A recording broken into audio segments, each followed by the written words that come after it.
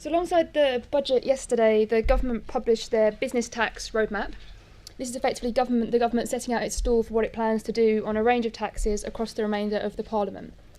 It follows from the corporate tax roadmap that we had in 2010, which effectively set out a vision for where corporate tax was going and a path for how to get there. And for that reason, it was widely well received, including by us. Sadly, that's not the kind of thing we got yesterday. There is a continued plan towards low headline rates, with measures to prevent multinational tax avoidance.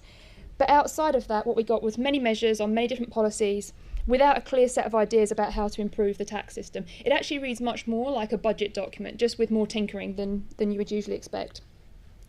So I haven't got time to go over the very many measures. I'm going to just take you through a couple of the highlights.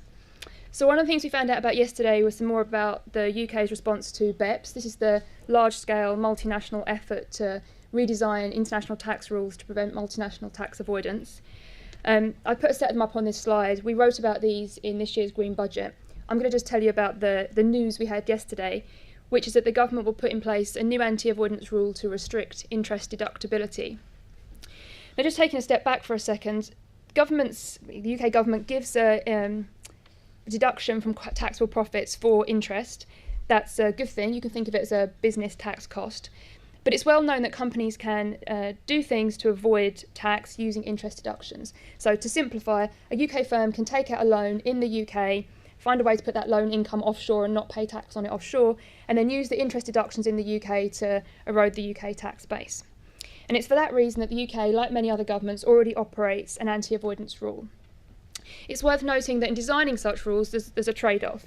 We can't accurately identify which types of deductions are for avoidance purposes and which are for good, genuine commercial purposes. So we always have to effectively just draw a line on the sand. And a more stringent rule reduces more avoidance, but it also distorts more genuine activity. What we found out yesterday is that from next year, the government will have a new rule which limits interest deductibility to 30% of EBITDA, which is just taxable earnings. This is effectively saying that if your interest deductions are greater than 30%, you'll be capped at how much you can reduce. This is the OECD's best practice recommendation. Now, because of concerns about distortions to genuine commercial activity, there are a bunch of provisions that try to take some types of firms and incomes out. So very, very broadly, basically UK domestic groups won't be affected. There's an exemption for certain types of infrastructure that might have public benefits, and there's a threshold to ensure that it's only larger for firms with larger interest payments that get wrapped up in this.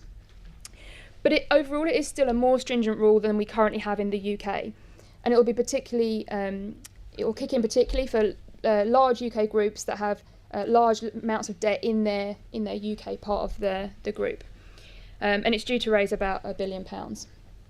I'll just note in passing that this is really in contrast with what was set out in the 2010 roadmap, where the government said the UK's current interest rules, which do not significantly restrict relief for interest, are considered by businesses as a competitive advantage. Well, that competitive advantage got eroded slightly yesterday. So elsewhere in corporation tax, you've already heard that the government has shifted around the timing of some corporate tax payments, which handily brings him in £6 billion at just the point he needs it. The news yesterday as well was that we're getting a further rate cut, so the rate will now be dropped to 17%. You can see that here in the blue dashed line. This cost about £2 billion. So corporate tax rate cuts are expensive nowadays because not only are you cutting what used to be the main rate, it's now the small companies rate they're all one rate. So cutting costs more money. In the business tax roadmap, a lot of attention is given to the idea that corporate tax cuts reduce distortions and are particularly good for small firms. That's true to some extent.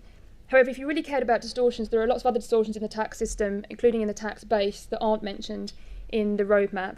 And of course, corporate tax rates have most effect for profitable companies. What this really does is make the UK a more attractive location for large footloose multinationals. But of course, we already have a relatively competitive tax rate. So the government aimed in the last Parliament and achieved the lowest corporate tax rate in the G20. This is taking us further below that. Now, of course, we're not the lowest rate in town. There are lower rates out there. But it raises the question of how low the government thinks the corporate tax rate needs to go for us to be competitive.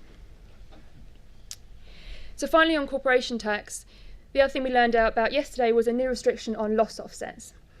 So if a company makes a loss in a particular year, it can offset those losses against profits in the next year and in the future years. That's a very good thing. Ideally, and subject to being able to prevent avoidance opportunities, a good tax system would allow full offsets. Any asymmetric treatment between profits and losses just discourages risk-taking.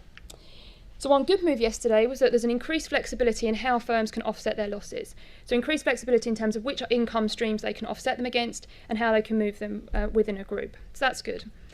However, it comes alongside an overall restriction on loss carry forwards. So now for large companies, so those with profits above 5 million, they'll only be able to offset up to 50% of their profits in any given year. There's no good reason economically to do this.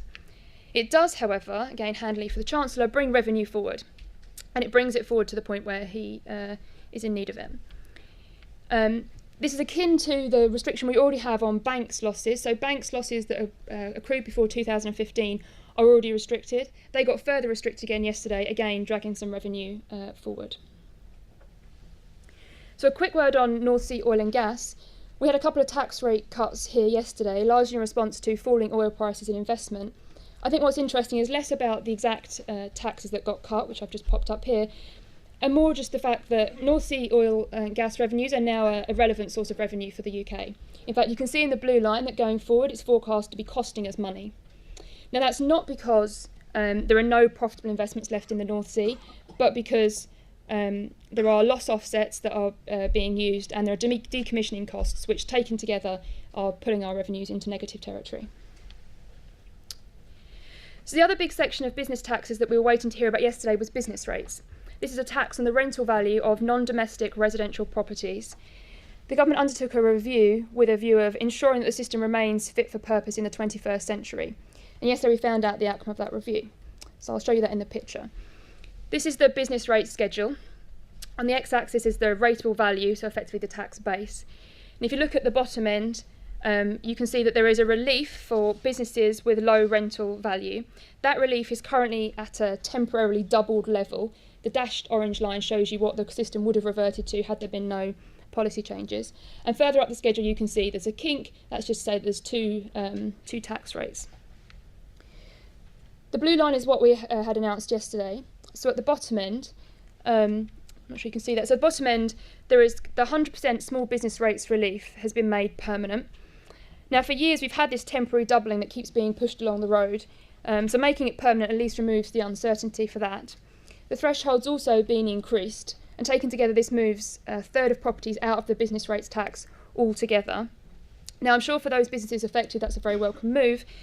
But more generally, there's not a clear rationale for why we want to treat those properties that are occupying, those businesses occupying properties with low value any differently. There's certainly not a redistributional motive the way there is with people, and it has the effect of distorting production away from large buildings towards businesses that have many small buildings in a way that there's no clear reason we'd want to do that. Further up the spectrum, you can see that the threshold for higher rate increases, and this takes about a sixth of properties out of the higher rate.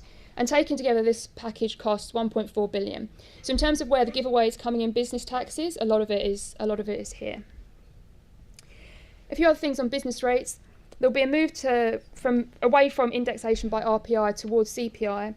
There's really not a clear reason why you want to index business rates to any measure of consumer inflation, but if you're going to do it, we know that RPI is a discretionary measure, so there's some sense in CPI. But it will mean that revenues are going to increase less quickly going forward because CPI is increasing less quickly than RPI. The government also announced that it will consult on more frequent revaluations. That's welcome. That will be a good thing if we could do it. And then just a note in passing that going forward, business rates revenues are going to be fully retained by local authorities by 2020. So effectively, we're going to get rid of the grant system and allow local authorities to keep their revenue sources. Now, there's a plan to compensate local authorities for the budget changes that I've just told you about. We think in practice that'll actually be quite hard to do, but there is a plan in place. But in future, once the devolution that's planned has happened, policy changes that happen at the central government will affect revenue streams of local authorities in a way that the central government won't be able to compensate for. And that's a set of issues we're thinking about more at IFS. So finally, I started by telling you that we had this big business rates review and the government set out its package for major reform. In my mind, this doesn't look like a package of measures that makes the system any more fit for this or any other century. I think what it really is tweaking with a couple of the parameters.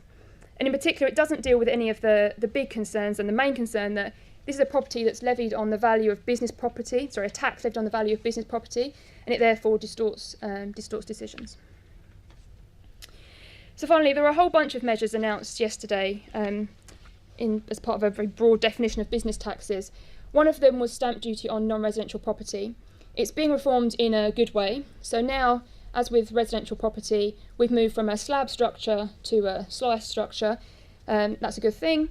But we should remember that stamp duty is still a fundamentally bad tax. We shouldn't tax transactions at all. There's no reason why we want to impose heavier taxes on properties that change hands more frequently. So really we should be thinking about replacing stamp duty altogether with a better designed property tax.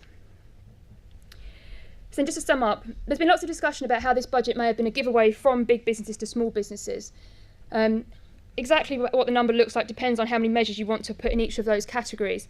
But very broadly, both get the cut to the headline tax rate. That will matter more for those businesses that are profitable, that we tend to think of as large. Large businesses will lose most from the BEPS actions, and in particular from the interest deductibility. Small businesses, or at least those small businesses who are occupying low rental value properties, will gain substantially from the business rates move. So overall, in terms of where the revenue was raised and given away in the budget, there is sort of a movement away from some very large businesses towards some of the ones at the small end.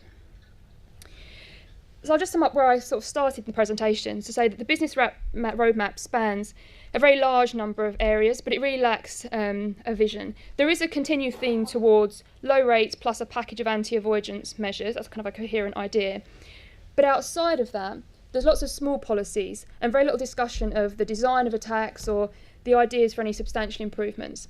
So a much better roadmap would have given a sense of what the good tax system looks like and where we might be going. Just to give you one example, there are a whole bunch of things here to try to help small companies. Why do we tax small companies differently? In the last Parliament, we got rid of small companies' corporate tax rate, but now we've entrenched that some small companies, if they happen to occupy low rental value properties, will be taken out of business rates. We should really think about why we want to tax small companies differently, what are small companies, and think about that in a holistic way. But I'll stop there. Thank you.